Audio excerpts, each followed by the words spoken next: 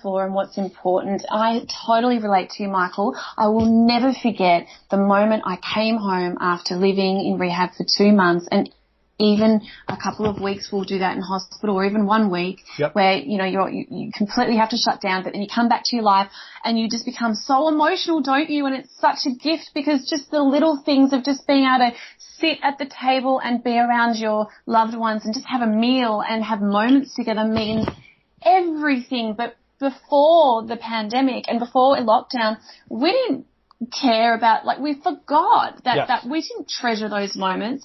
And now what I'm really excited about for everybody as we come out and we have these opportunities just to do these normal things, but in our new normal, it's not normal, it's like a new thing.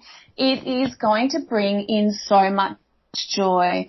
And so as we spoke about, you spoke about my bio, and I was, it was predicted that I would never walk again.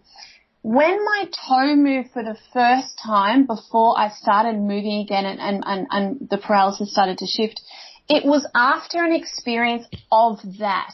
I was out to dinner in my wheelchair, of course, because my twin sister and my beautiful friends wheeled me across the road to the pub, and we had dinner one night. Mm-hmm. And this was still when I wasn't, you know, I was still paralyzed on the left-hand side of my body completely.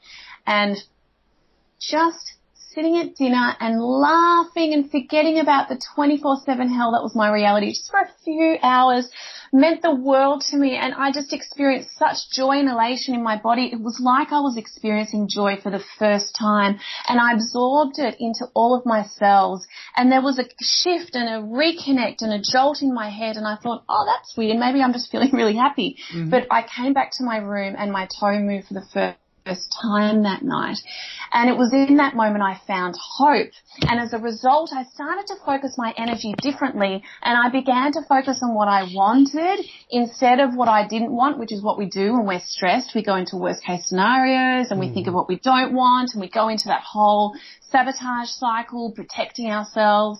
So I shifted my focus into what I did want, and that later translated into not only my body moving again, but coming home, deciding that I would change my career from fashion into studying health, becoming a practitioner, you know, sharing my knowledge with others into a life that's what I live now. And I think that when we all come out of this, really pay attention to those moments where you really absorb that joy again.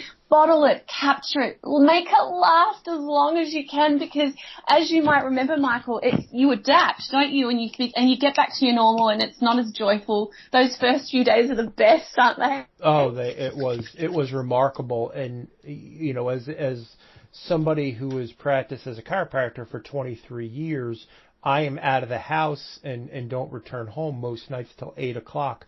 I was overwhelmed by sitting down and having a simple family dinner.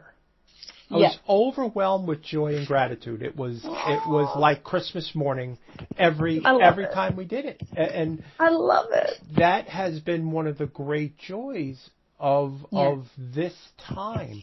Is we've had, I'm not exaggerating the point, where we've had more family dinners in this 8 weeks than I had in 20 some odd years.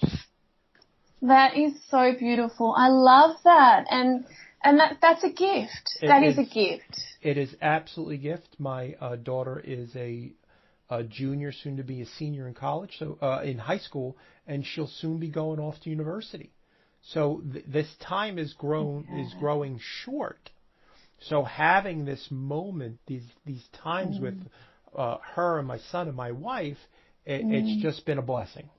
That connection and that love and that realization of what we do have, what we already have, and get out of that striving mode of more. Yes. And in contrast to that, for your listeners that have spent this period of isolation without their families, and that was me. So I went through a separation maybe 6 months before we went into lockdown, and so I would never think that I would turn 40 and that I would spend this time with a roommate, which ended up being the best thing in the world. It ended up being, and for me, I had a different experience. What I had to do was I had to further find that deeper anchor within myself other than the one I found 11 years ago when I walked again and all these amazing things happened. I was like, oh, there's more work now because I'm a twin and I'm very used to spending time. I'm an extrovert too. So connection and people and then going through that milestone of